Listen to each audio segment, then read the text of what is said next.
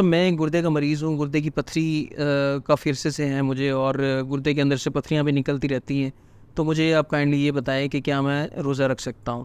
اسی طرح کے سوال لے کر کافی سارے لوگ، آپ لوگوں کو معلوم ہے رمضان کا مہینہ ہے، تو پیشنٹ جو ہے کافی زیادہ گردے کی پتھری کے مریض آ کر ہم سے یہی سوال کرتے ہیں کہ کیا وہ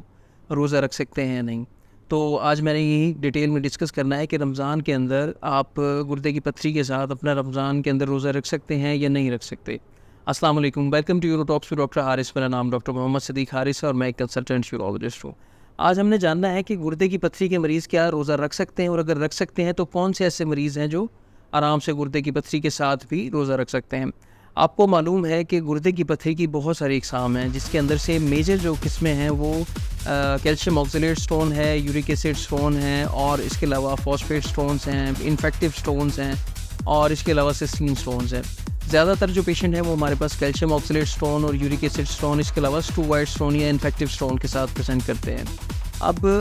جو تمام سٹونز ہیں ان کے اندر ڈی ہائیڈریشن ایک ایسی چیز ہے، مطلب جسم کے اندر پانی کی کمی جو ہے وہ ایک میجر فیکٹر ہے کسی بھی مریض کے اندر پتھری بننے کے لیے، اور پتھری اگر اس کو بنتی ہے تو اس کی تعداد میں اضافے کے لیے. تو آپ کو معلوم ہے کہ روزے کے اندر جو ہے انسان جو ہے ڈی ہائیڈریشن کا شکار رہتا ہے. کافی سارے پیشنٹ جو ہیں وہ پانی کا استعمال کم کرتے ہیں، جس کی وجہ سے ان کے اندر پانی کی مقدار کم ہونے کی وجہ سے ڈی ہائیڈریشن ہو سکتی ہے. تقریباً آپ یہ دیکھ لیں کہ ہمارے رمضان کے اندر جو روزے کا ڈیوریشن ہے وہ ہے تقریباً 13 گھنٹے 13.5 گھنٹے کا. تو اس کے اندر جو اگر پیشنٹ ظاہر ہے پانی وغیرہ کچھ نہیں پی سکتا، تو اگر اس کی ہائیڈریشن سٹیٹس اچھی نہیں ہوگی تو لازمی بات ہے اس کی جسم کے اندر ڈی ہائیڈریشن کا شکار ہو سکتا ہے اور پتھری کے اندر اضافہ بھی ہو سکتا ہے. بات کروں کیلشیم آکسیلیٹ سٹون کی، تو کیلشیم آکسیلیٹ سب سے زیادہ کامن سٹون ہے، اور کیلشیم آکسیلیٹ کے اندر ڈی ہائیڈریشن کے علاوہ سب سے کامن فیکٹر یہ ہے کہ اگر آپ ڈائٹری آکسیلیٹ زیادہ لینا شروع کرتے ہیں، ایسی خوراک جس کے اندر آکسیلیٹ کی اماؤنٹ زیادہ ہوتی ہے، جیسے پالک ہے، اور اس کے علاوہ ساگ ہے، اس کے علاوہ چاکلیٹ کا استعمال ہے، کافی کا استعمال ہے، کچھ ڈرائی فروٹس ہیں، ان چیزوں کا استعمال جو ہے وہ آپ کی باڈی کے اندر آکسیلیٹ کے اندر اضافہ کر دیتا ہے. آپ کے پیشاب کے اندر زیادہ آکسیلیٹ نکلنا شروع ہو جاتا ہے، اور اگر آپ کا پیشاب ڈی ہائیڈریٹڈ ہوگا، گاڑھا پیشاب ہوگا، تو اس کے اندر وہ کرسٹل بھی بنا سکتا ہے، اور الٹیمیٹلی آپ کی باڈی کے اندر جو ہے وہ پتھریاں بننا شروع ہو جاتی ہیں یا پتھریوں کے اندر اضافہ ہو سکتا ہے. اسی طرح اگر میں بات کروں یورک ایسڈ سٹون کی، تو یورک ایسڈ سٹون کے اندر باڈی کے اندر بہت زیادہ امپورٹنٹ رول ہے پانی کا. اگر آپ کی باڈی کے اندر پراپر ہائیڈریشن نہیں ہوگی تو یورک ایسڈ سٹون جو ہیں وہ بہت زیادہ بننا سٹارٹ ہو جاتے ہیں. اس کے علاوہ یورک ایسڈ سٹون جو ہے وہ بہت زیادہ پروٹین انٹیک کے ساتھ بھی اس کا لنک ہوتا ہے. ایسے پیشنٹ ایسے لوگ جو اپنی افطاری کے اندر بہت زیادہ بیسن دالوں کا استعمال کرتے ہیں، اس کے علاوہ گوشت کا بہت زیادہ استعمال کرتے ہیں، عمومی طور پر دیکھنے میں یہ آتا ہے کہ استعمال جو ہے ان چیزوں کا بڑھ جاتا ہے، خاص طور پر بیسن کا، دالوں کا، گوشت کا. تو اس صورت کے اندر یورک ایسڈ کی سٹون کے اندر اضافہ دیکھنے میں آ سکتا ہے. پیشاب کے اندر یورک ایسڈ کی اماؤنٹ زیادہ ہو سکتی ہے، اور آپ کی الٹیمیٹلی جو ہے باڈی وہ یورک ایسڈ سٹون بنانا شروع کر دیتی ہے. ظاہر ہے اگر آپ افطاری سے سحری کے درمیان کا پانی کا انٹیک اپنا کم رکھیں گے تو ایسی صورت کے اندر آپ کی باڈی ڈی ہائیڈریٹڈ ہوگی، آپ کا پیشاب گاڑھا آئے گا، اور آپ کی کے علاوہ آپ کی باڈی کے اندر تیزابیت بہت زیادہ ہو جاتی ہے. اگر آپ دالوں کا استعمال، پروٹین کا انٹیک زیادہ کرتے ہیں تو پیشاب جو ہے وہ آپ کا تیزابیت کی طرف زیادہ ہو جاتا ہے، ایسیڈک ہو جاتا ہے. تو یہ چیزیں مل کر یورک ایسڈ سٹون کو پروموٹ کرتی ہیں، مطلب ڈی ہائیڈریشن اور پروٹین کا انٹیک زیادہ کرنا اور یورین کے اندر ایسیڈک یورین کا آنا. یہ تینوں چیزیں مل کے آپ کے باڈی کے اندر یورک ایسڈ سٹون کو زیادہ بڑھا سکتی ہیں، یا زیادہ اس کا جو ہے سائز انکریز کر سکتی ہیں. اس کے علاوہ اگر ہم باقی سٹونز کی بات کریں تو ان کے اندر جنرل فیکٹر جیسے ہم ڈسکس کر چکے ہیں وہی ہوتے ہیں کہ پانی کا استعمال اگر کم کیا جائے تو اس صورت کے اندر پتھریاں بننے کا چانس زیادہ رہتا ہے. عمومی طور پر ہم جو پتھری کے مریض ہوتے ہیں ان کو یہ ایڈوائز کرتے ہیں کہ وہ اپنی جو ڈیلی روٹین ہے اس کے اندر اتنا پانی پئیں کہ ان کا پیشاب 2 سے 2.5 لیٹر آئے، اور اس کے لیے بے شک آپ کو 3-3.5 لیٹر بھی پانی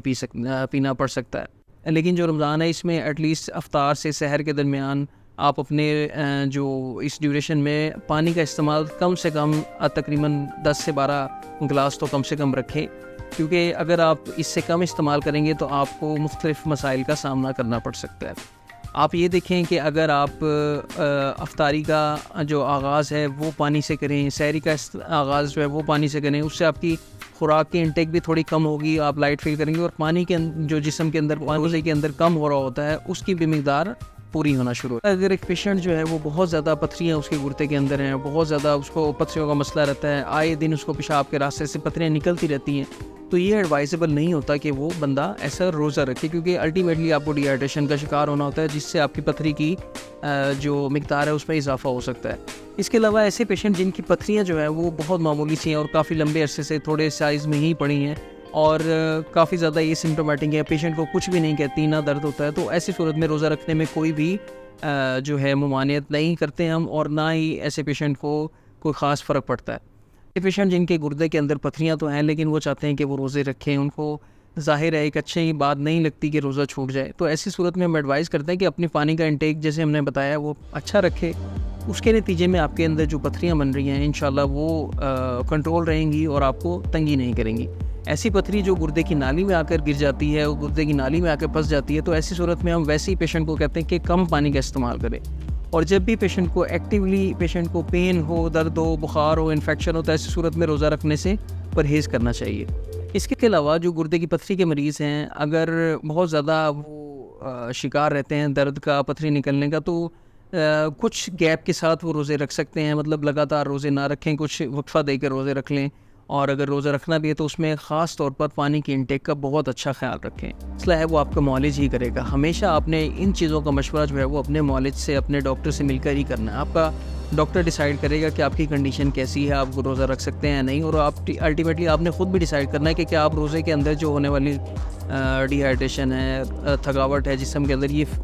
برداشت کر سکتے ہیں یا نہیں. ان تمام چیزوں کو مد نظر رکھتے ہوئے آپ نے روزہ رکھنے کا فیصلہ لینا ہے. آئی ہوپ آپ کو ویڈیو پسند آئی ہوگی. اسی طرح ہیلتھ سے ریلیٹڈ ویڈیوز دیکھنے کے لیے میرے چینل کو لازمی سبسکرائب کریں. اپنا بہت خیال رکھیں. اللہ حافظ.